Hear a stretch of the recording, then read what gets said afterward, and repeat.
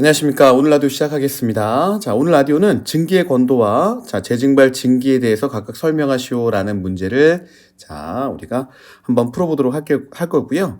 역시 마찬가지로 이 부분도 어떤 에너지 절감적인 측면에서 중요한 부분이기 때문에 여러분들이 잘 체크를 해주시길 바라겠습니다.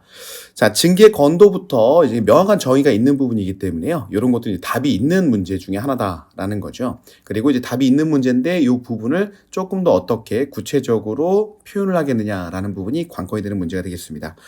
자, 증기의 건도라고 하는 것은 기본적으로 증기 부분은 100% 증기만으로 이루어진 것은 아닙니다. 그죠? 100% 기상, 즉 기체로만 이루어진 건 아니고 그 안에 이제 액상이 같이 함유되게 되는데 이 증기의 건도는 얼만큼 증기 안에 기상 부분과 액상 부분의 중량 비율, 즉 증기의 건도란 증기 안에 얼만큼 기상만, 즉 기상의 비율이 얼만큼 크냐라고 하는 것을 얘기를 하고 있는 겁니다.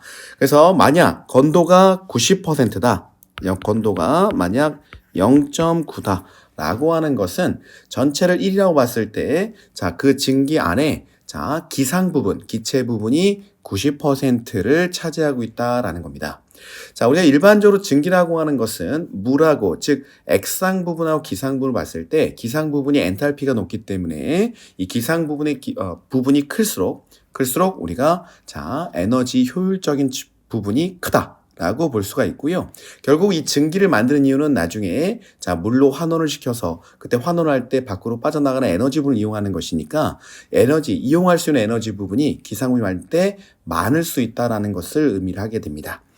자, 증기의 건도는 증기 중에 기상과 액상분의 중량 비율을 얘기를 하고 있고요. 자, 예를 들어서 만약 증기 속에 10%에 해당하는 물이 포함되어 있다면 90%의 건도, 즉 0.9의 건도를 가진다고 해석한다. 즉 90%의 기상 부분을 갖고 있다고 해석한다. 자, 그러면 요건 두 가지 의미겠다고 그랬죠? 네, 우리가 기체 부분의 엔탈피가 높다는 부분 하나하고 그 다음에 결국 증기라고 하는 것은 나중에 기체에서 액상 부분으로 환원이 되면서 즉 상변을 하면서 외부로 에너지를 방출하면서 그 에너지를 이용할 수 있다는 부분. 그래서 기상 부분이 높을수록 에너지 효율 부분이 좋다라고 얘기를 하고 있습니다.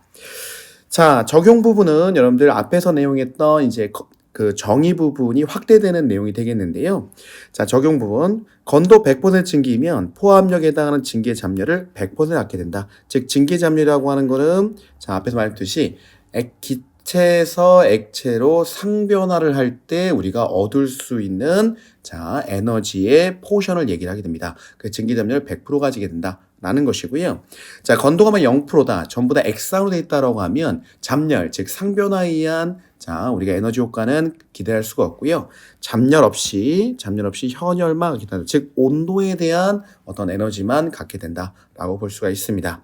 자, 그리고 건도가 0이다라고 하는 건 액체 상태를 얘기를 할 것이고요. 그 다음에 건도가 0에서 1 사이에 있다. 이건 습증기. 일반적인 증기는 대부분 습증기 상태에 있다고 보시면 되겠고요.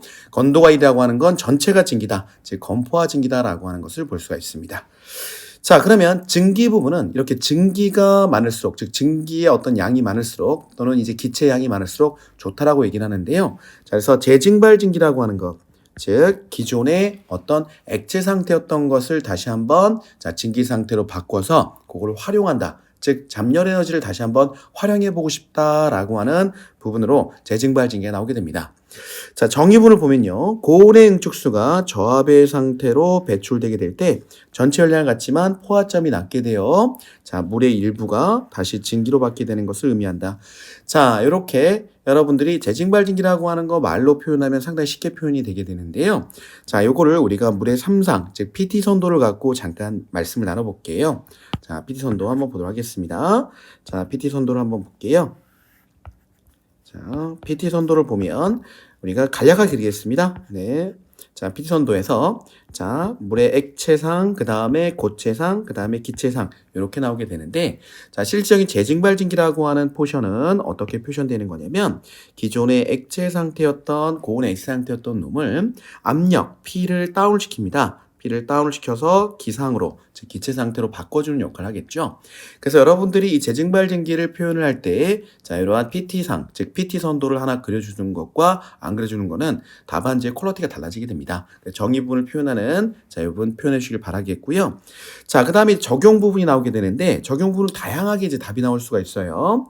즉, 자, 우리가 저압의 증기 사용 설비의 고압의 응축수에서 발생한 증기를 사용한다. 그다음 증기 활용으로 에너지 절감이 가능하다. 그 다음에 이런 것들을 보고 우리가 다른 말로 뭐라면 보일러의 폐열을 회수한다. 보일러 폐열 회수, 이런 식으로도 표현을 하게 되죠. 자, 이렇게 정리를 한번 해봤습니다. 자, 증기와 건도와 재증발 증기. 자, 증기의 건도라고 하는 것은 증기 안에 얼만큼 기상 부분, 기체분의 포션을 갖고 있느냐. 기체의 포션을 갖고 있어서 높은 엔탈피와 잠열의 어떤 활용도를 높일 수 있느냐라는 것을 판단해 보는 것이고요. 재증발 증기라고 하는 것은 엔탈피가 높은 증기로 다시 응축수를 환원하는, 네, 그렇게 해서 에너지를 절감하는, 자, 포션을 얘기를 하겠습니다. 이때 정의를 얘기할 때는 항상 PT 선도를 같이 활용해 주시면 좋은 답안이 될 것이다 라고 판단이 됩니다. 자, 오늘도 라디오 들으시느라 고생 많으셨고요. 다음 시간에 뵙도록 하겠습니다. 감사합니다.